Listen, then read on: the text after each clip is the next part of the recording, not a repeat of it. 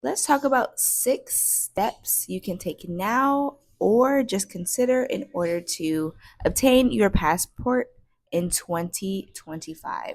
The first thing you're going to want to do is gather all necessary documents for each family member. You want to ensure that any passports that you currently have validity, and you want to do that at least 6 months ahead of time.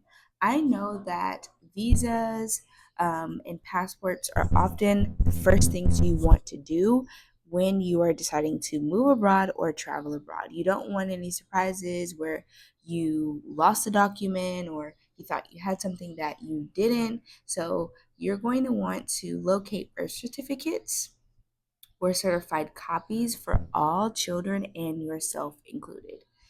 This will be crucial to prove parent to child relationships.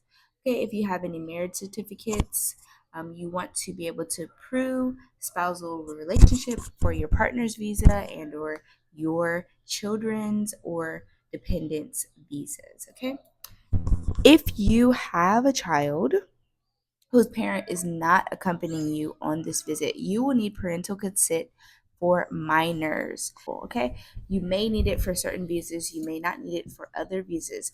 You may need it for certain circumstances where you don't need it for other circumstances. For me personally, my child's father is not on the birth certificate. In that case, I don't need to have his permission in order to obtain a passport. Okay, so that's something that is really great. Um, However, when coming to Brazil, we did need to have a letter of consent. An authorization form needed to be signed. It could have said, hey, this person is not on the um, birth certificate, but I just had him sign it anyway, and it was no problem.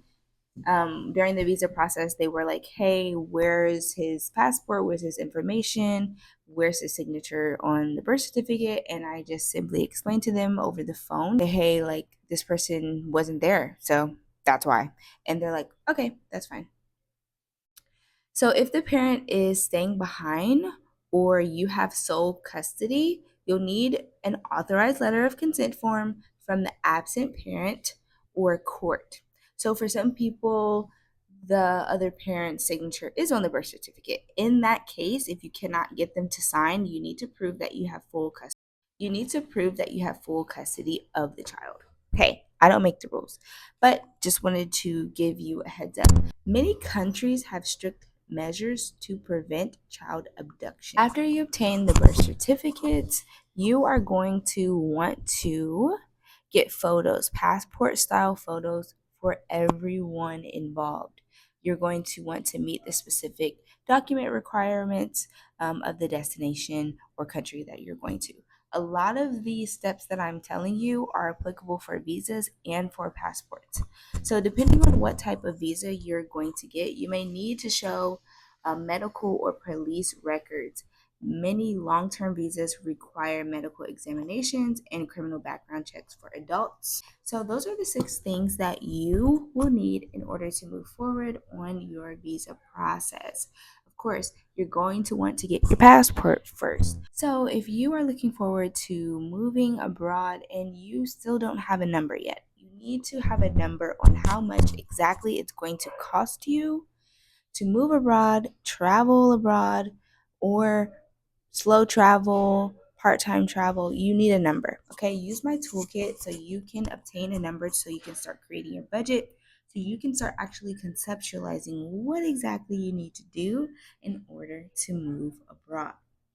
Once you use the toolkit, you will also have access to the timeline generator to help you conceptualize how long exactly will it take you to move under your circumstances. Use the link in my bio if you're interested in taking the first step towards moving abroad, which is finding out how much it actually costs.